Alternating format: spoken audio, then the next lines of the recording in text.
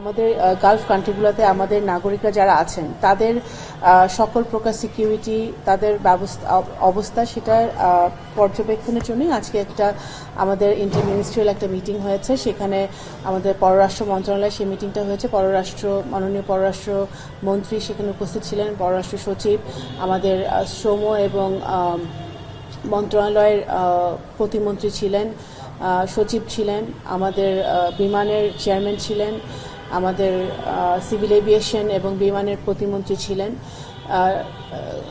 আমাদের foreign secretary ছিলেন, সচিবরা ছিলেন এবং আমাদের শ্রমমন্ত্রী ছিলেন।